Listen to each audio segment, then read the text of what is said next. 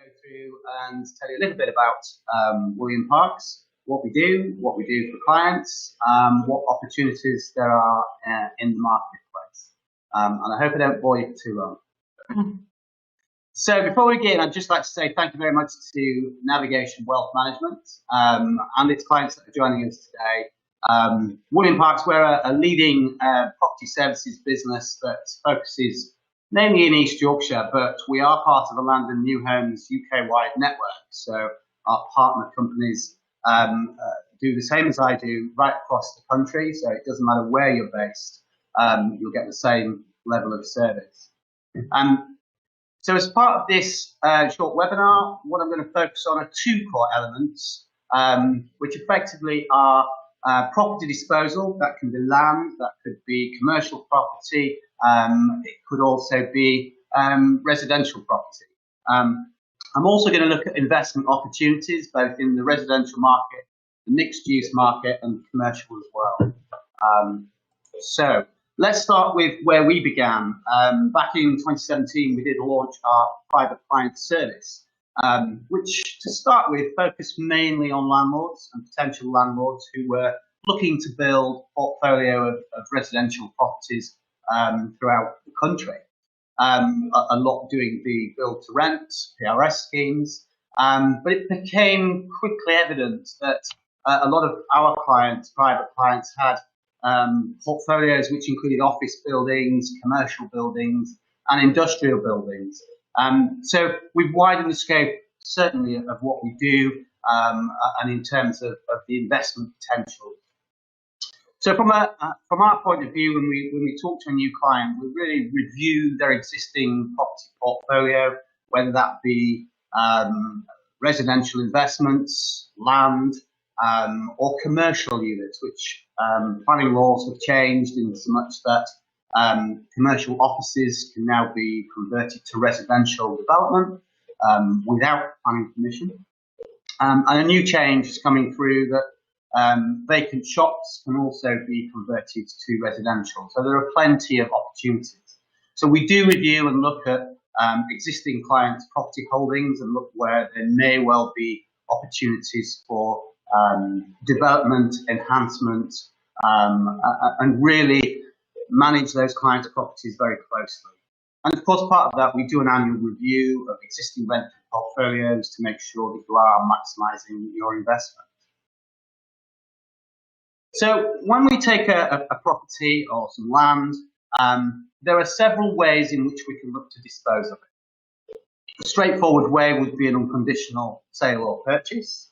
So as a client looking to realise that asset fairly quickly, we would look to a straightforward unconditional sale or purchase. From an investor's point of view, this is a good opportunity because there may well be an opportunity for planning gain and some uplift for other uses. From a seller's point of view, it offers certainty and it offers quickly delivered finance. Where there are development opportunities, a conditional contract could well be the best route. Where there are some planning gain to be had, let's take a virgin piece of land, 2 acres. You would enter into a conditional contract with a developer or a house builder or a planning promoter to bring that through the planning process, and then it would be a guaranteed sale at the end of it, assuming planning is consented. It gives certainty once planning is granted, but it does bind the land up for a period of time. Another route to market is an option agreement. Now, options are very much more informal and tend to be in the favour, really, of the option holder that you grant that option to. There are clauses within the option agreement that the option holder, or effectively the buyer, has to perform certain duties, such as submitting a planning application within a certain time frame. And it does give a fixed period of time in which they have to obtain planning permission. The downside to an option agreement is that if they decided not to purchase at the end of that period, with planning or without planning, they can effectively walk away. As a landowner, you would have potentially secured full planning permission, but you wouldn't have a buyer in place. One of the more modern ways now of promoting land and bringing land through the development process is through a promotion agreement. Now, a promotion agreement, like the other forms of purchase mechanisms, the promoter will take on board the risk of planning application, which can be quite sizable depending on the size of the land. Subject to that planning permission being achieved, there is an agreement in place, generally speaking, that the planning promoter would then go out to the open market, get the full market value for that. Now, typically, a landowner will only receive a percentage of the land value sale, and the promoter will receive another percentage. And that can vary depending on the site, depending on how much goes in. But generally speaking, the planning promoter would gain about 20% of the sale price, which might sound a lot, but you are getting full market value.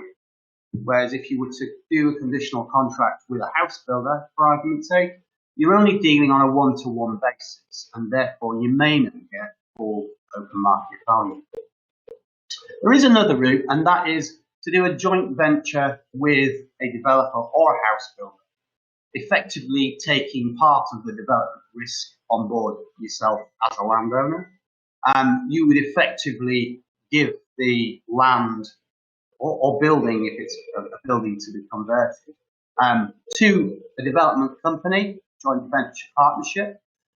So you would, as a landowner, would put that land into effectively the deal, and the developer or house builder would put their expertise of building and their cost of building into the deal, and a percentage split of the revenue, profit at the end of the day will be gained. Now, joint ventures can be tricky to organise and in depth in terms of who gets what, when, what security of tenure does the landowner have.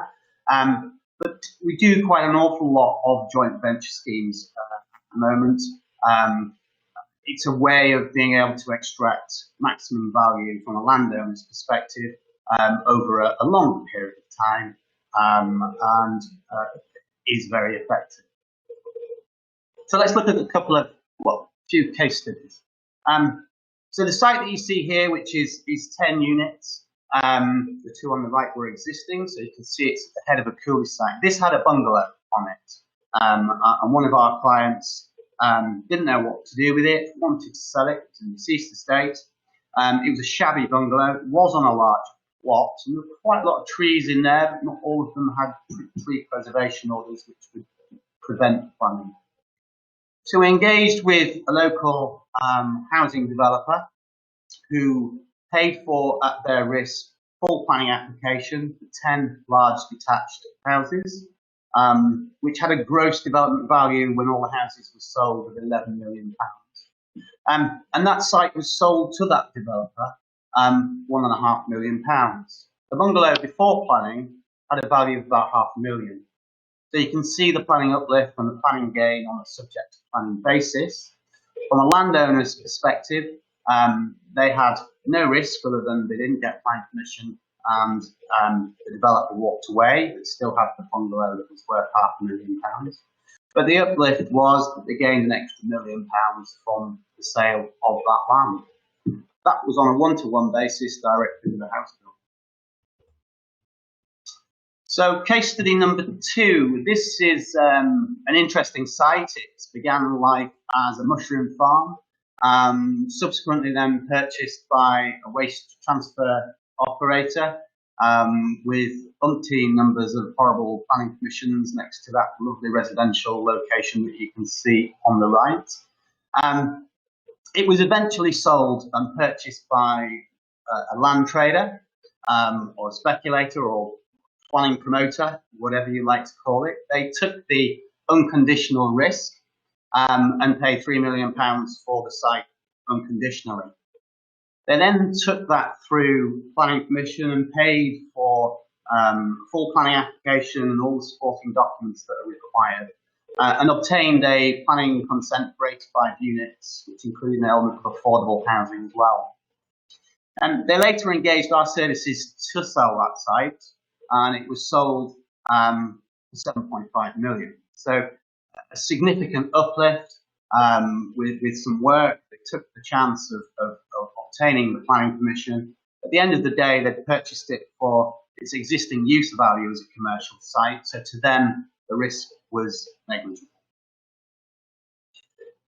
Case study number 3. This is currently a live case study, and there is an option agreement in place. It's a second-hand car dealership, and it's in a prime residential location. It's a good use, but in the wrong location. And this is what we often find with sites like this. This company wants to relocate to an out-of-town business park and continue their business and continue to trade in cars and keep jobs. And the site does show potential for 175 units. The option agreement is at a fixed price. Now that option agreement is likely to be slightly less than full market value, and the option holder will take on that risk. And if planning is granted, will either sell the option agreement to a house builder, or they will build and sell the units at the end of the day. So another interesting building format. This one's in Leeds, an old mill building, former tannery, which throws up an awful lot of problems from cleaning up the land point of view. This currently has planning consent for 128 units. The owners are looking to dispose of it either on a subject to planning or an unconditional basis. The current scheme for 128 units values the site at around about £5 million. However, where there is some gain to be had on a site of this nature is that actually the planning permission that's been granted is not a good one. And really the permission can be increased to circa 340 units. So that will give an uplift in value either for the landowner, more prominently for the house builder, or on a shared basis. And the other interesting piece of land is the likes of this one in Wiltshire, which is a large bungalow on a plot in a high value area. In its current form, it's worth £500,000 on the open market. But initial feasibility studies through our consultants have shown that you could obtain permission for a pair of semi-detached houses and a detached home. Now you can option this land for £500,000. You would get your planning permission, spend the money on planning permission, and the site then would be worth circa £700,000. And that could either be developed out by a developer or sold in the open market. As I said earlier, the introduction of promotion agreements is becoming more widespread, particularly on virgin land. And what I call virgin land is unbuilt on land, particularly at the edge of settlements where there is a short to medium term view of obtaining planning permission through the planning process. And here we have a classic example that a promotion agreement will be put in place with a developer or a land speculator, who will then pay for the whole planning process, and then it will be sold as part of that planning agreement in the open market to ourselves, split into 3 phases because it's quite a large site, which would enable the planning promoter to recoup his costs, plus in this case a 20% uplift on the value of the land with planning permission. And the landowner will have spent nothing but got 80% of the value of the land. So it's a good way of a landowner obtaining the maximum value without putting any outlay to it. And finally, this one, closer to home, this is a, well, we'll call it a back garden, but it is 2.1 acres. It was a horse paddock owned by our clients, and they were looking to sell it for the maximum value, but it didn't have any planning permission. They didn't have any knowledge of how to get planning permission, and neither did they have any funds or resources available to obtain planning permission. So we worked with a land promoter, an investor who funded the process of obtaining planning permission for 25 houses. And then as part of that agreement, we offered it to the open market, and it was sold to a house builder. And then there was a share between the land promoter and the landowner, with ourselves taking a fee, of course, but the smallest proportion.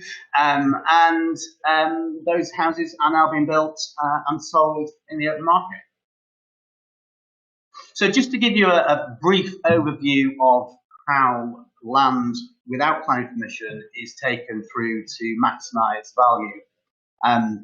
So we take the land, we can work directly with the owner. Now they can pursue a planning application themselves, but generally speaking, it's not a preferred route because there are costs and there are risks involved, and obtaining planning permission nowadays is quite an intense process. So there's two ways. You can look at taking an option with a house builder. The house builder will work together with the landowners and the team to obtain planning permission. Or you can work with a land promoter.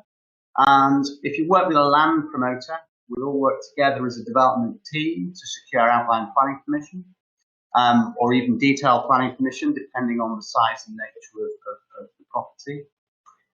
Planning would then be granted.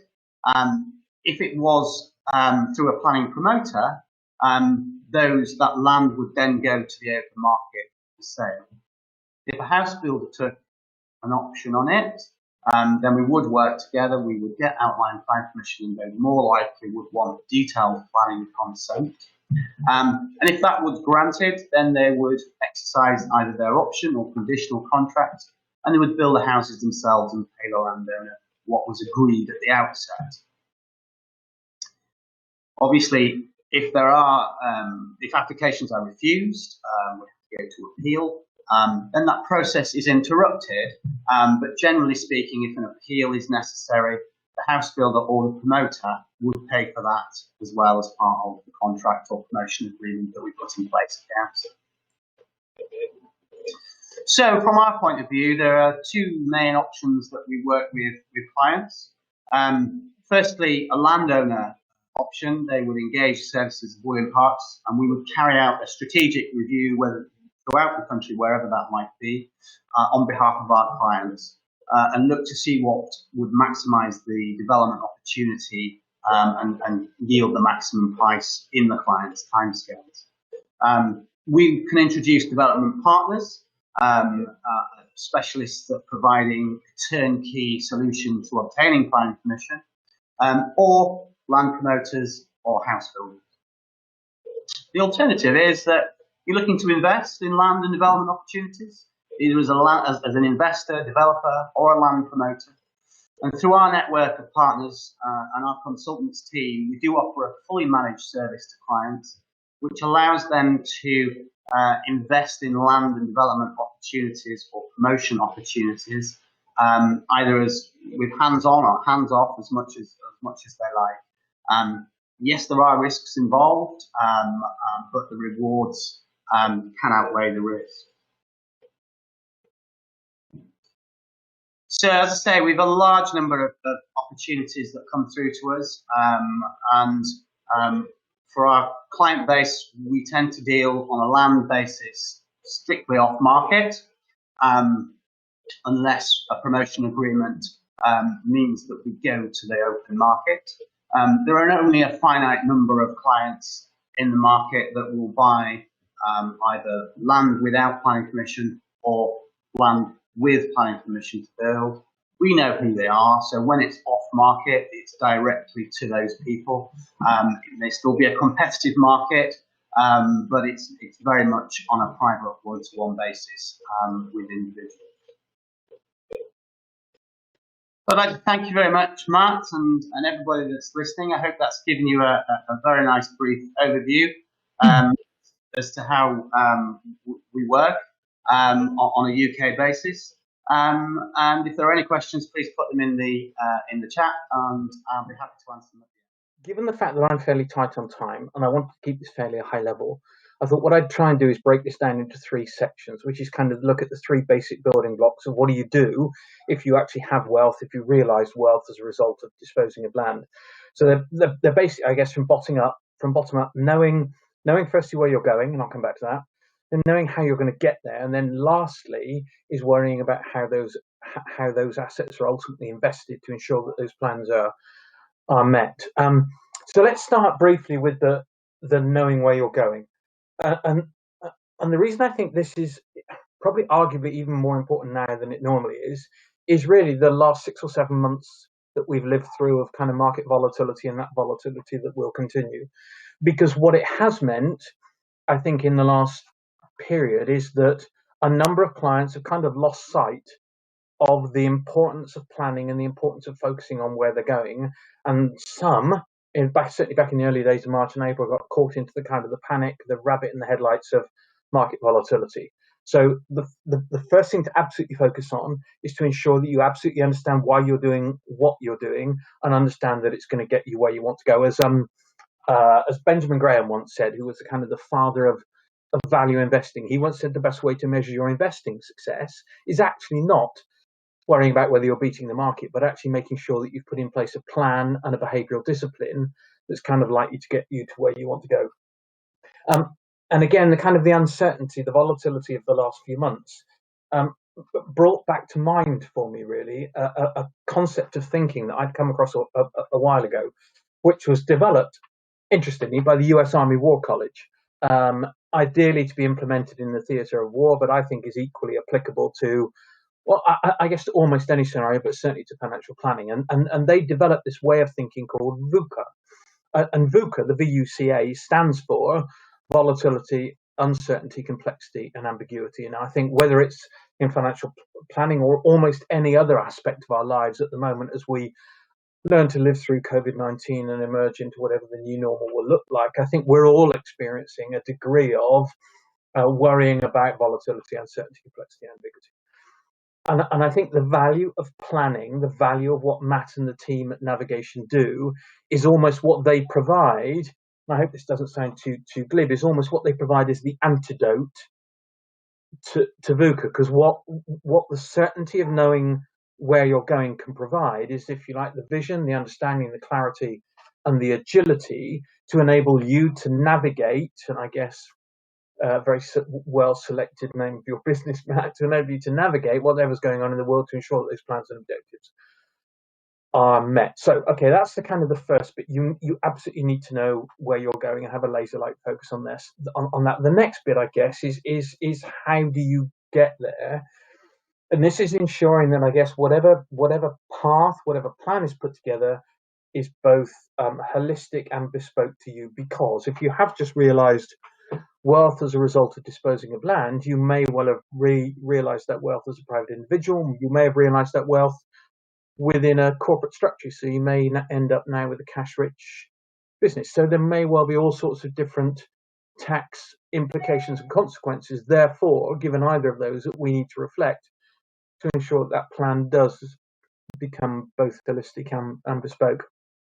Whether it's trying to either understand the implications of capital gains tax, maybe consider the opportunity for holding over that liability to capital gains tax, whether it's about reducing future income tax liability, whether it's utilising that capital to offset income tax that's already been paid, whether it's using it to ensure that capital corporation tax is paid going forward is kept to a minimum. There are any number of issues and factors and ingredients that need to be borne in mind when constructing any form of bespoke planning. But I guess, and if there is anyone on this call that's heard me speak before, you won't be surprised for the next thing that I'm going to say, because for me, whilst all of that is important, there's one overriding and overarching, I think, issue that we all need to be aware of when we're thinking about planning for the future, and that's longevity. That's just the fact that we are all living longer. And if any of you have the desire to stare down the barrel of your own mortality, you can go onto the Office of National Statistics, and they'll tell you essentially when you're going to die. So this appears to infer that I'm going to have a 6% chance of reaching 100. Who knows? But I think what's really important for me is I'm approaching 60, yet I consider myself to be a much younger 60-year-old than my father was, and in turn he was probably a younger 60-year-old than his father was. But equally, the legislative changes over the last 5, 6, 7 years means that I now have significantly greater flexibility in how I access my wealth to deliver those income or those financial objectives for myself and my wider family as I go through life, which means that at 60, I still consider I have an investment horizon of, God willing, 25 or 30 years, which means that in turn, the kind of market volatility that we've experienced over the last 6 or 7 months and may well continue to experience to some degree or other going forwards, I can be relatively sanguine about that as long as I know the path I'm going, I know the objective for me, and I know how I'm going to get there. And the reason that's important is because of this increase in longevity. The sad fact is, and the numbers on this are really tiny, so let me increase a few of them. The sad fact is that the average person in the UK is going to run out of wealth 10 years before they die. So the average male, they reckon 10 and a half, average female 12 and a half. But the sad fact is, because of this increase in longevity, it can be a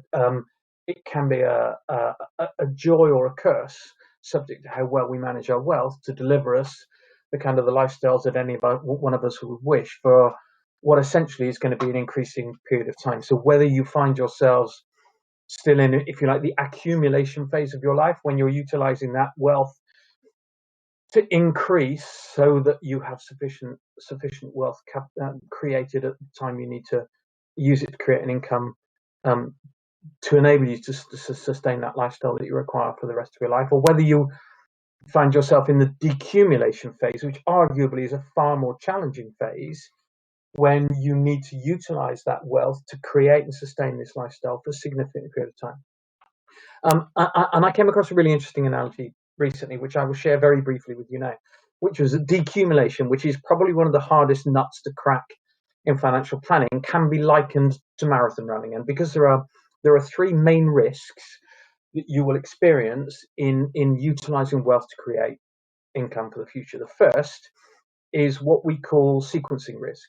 And the analogy for this is, if you twist your ankle in the first mile of the marathon, it's a damn sight more difficult to complete it than if you twist your ankle in the last mile of the marathon. What? Okay, let me try and explain.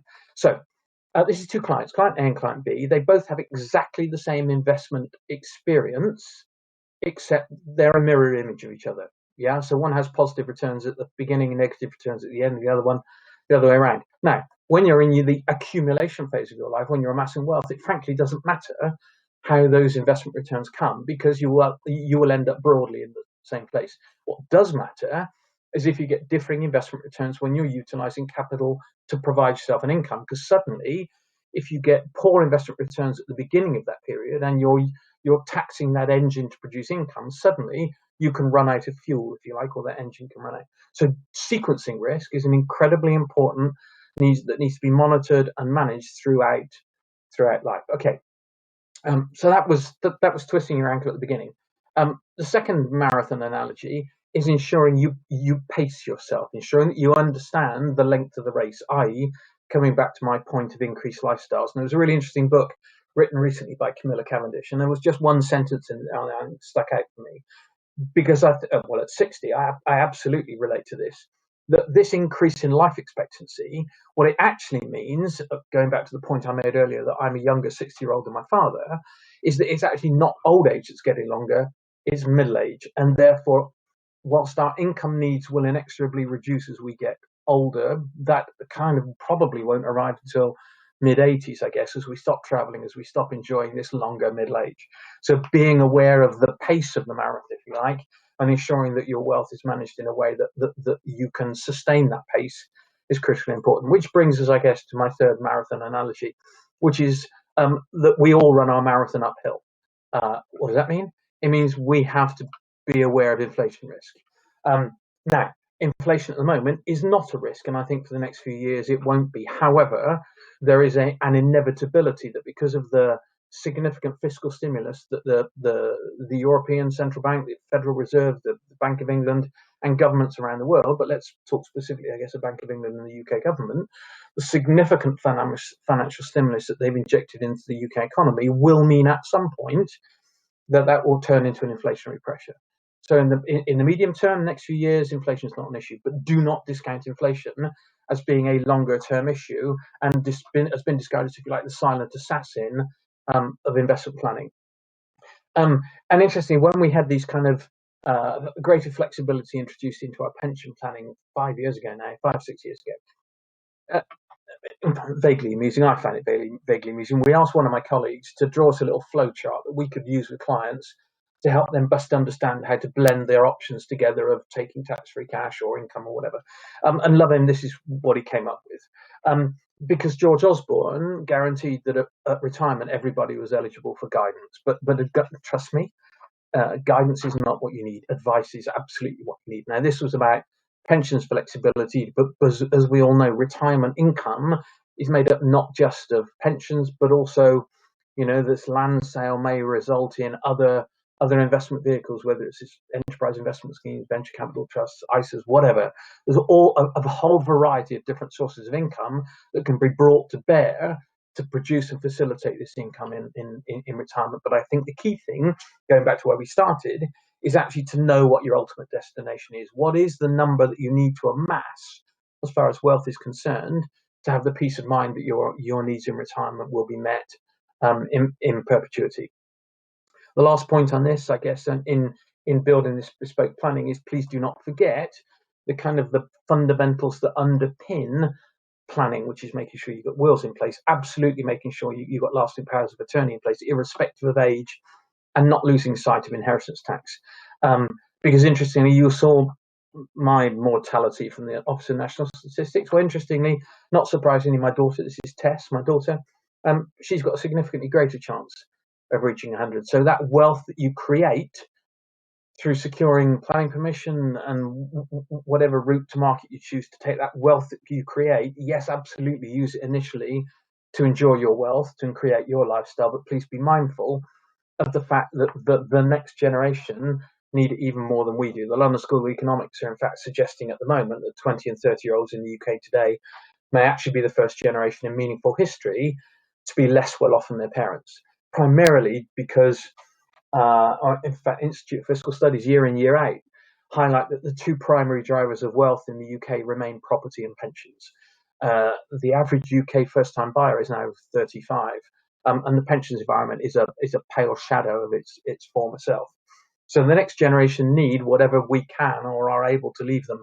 And this slide really frustrates me. It just shows that even with the introduction of this new residence nil rate ban, the expectation is inheritance tax receipts will continue to climb, and it's needless, because even though we can all enjoy our wealth equally to the extent that we are able or willing to do it, I would argue almost that we have a moral obligation to protect and preserve some of that wealth for the next generation, but at the same time informing them, communicating them with them, and educating them about the value of money.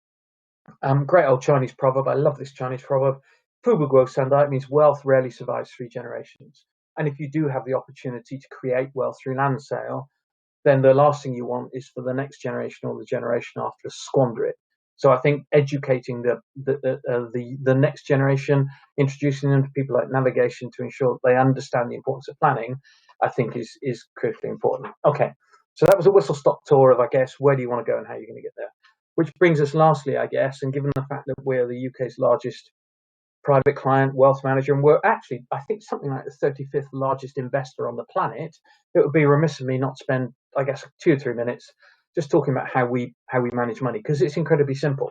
It's not easy, but it's incredibly simple, and it's just predicated on 3 words, which is select, monitor and change, because whilst we're responsible, thanks to private clients like you, for over 115 billion, we actually don't employ a single fund manager. We just handpick individuals, whoever they may work for and wherever they may reside in the globe, to and we bring their skill sets to bear, I guess, to manage the wealth that private clients entrust to us. We then monitor them incredibly closely, whether it's quantitatively, i.e. we know every trade every manager undertakes, especially at times like this, or whether it's qualitatively, because they are in themselves human beings. And they equally, at times of market stress like this, can be prone to make the wrong decision at the wrong time for the wrong reason. So we monitor them incredibly closely to make sure that doesn't happen. And then if need be, we change them for a whole myriad of reasons that I don't have time to go into this evening. But what that leads to is us literally having a global stable of managers, and over half of the strategies that we run are exclusive to us in the UK, and they're kind of indicated by the red lines on this world map. So they're relationships with investment managers that are unique to us. We spend well over 20 million a year scouring the globe, identifying individuals who we think represent excellence in their chosen field, and then for those that work with us, monitoring them incredibly closely. And the only thing I wanted to talk about, or the only thing I wanted to bring out about our investment approach, is we've been on this journey for 5 or 6 years now, but increasingly, and you will hear more and more about it going forwards, is the environmental impact of investing. What we call ESG, environmental, social, and corporate governance. And this is an extract from the World Economic Forum back in Davos at the beginning of the year. And every year they produce this, the 5 risks, both in terms of likelihood and impact. And if you go back to 2007, it was all economic. Roll forward to this year, it's all ostensibly environmental. And there was some interesting research done recently that said, yes, we can all have an individual impact on how we reduce our carbon footprint, whether it is, as these suggest, eating less meat or taking the train instead of the car, or whatever it is. But interestingly, they suggest that you can actually increase by a factor of up to 27 times the individual impact that we all can have on the global carbon, merely by ensuring that our assets are invested in a way that's cognizant of ESG credentials and has those embedded in the way it manages. So how does that come about? Right, let me reintroduce you to my daughter. So this is Tess, as you know. So she's got £20,000 in an ISA with us. So on her own, she can't have any influence in reality on the way global businesses manage themselves and are mindful of their economic impact and their environmental impact. However, she is one of our private clients. So she is part of £115 billion worth of wealth, which suddenly gives us a better seat at the table. And that stable of managers I introduced you just now, interestingly, they're responsible for over £8 trillion worth of investment and are engaging on a daily basis with £60 trillion worth of global businesses. So suddenly, by us metaphorically being able to keep their feet to the fire as far as investing and running their businesses, engaging with them to ensure they are cognizant and are embedding ESG values into their businesses, it means that Tess, as a tiny cog in a much bigger machine, can have a significant impact on the environmental impact of the way we manage money. And just globally, we have a smaller carbon footprint to all of our portfolios than we do when compared to our peer group. And if any of you are interested, on a quarterly basis, we started at the beginning of this year, we issue our own carbon emissions report. We've just issued the second quarterly one. So a whistle-stop tour, I think, of the things you should consider. Absolutely know where you're going.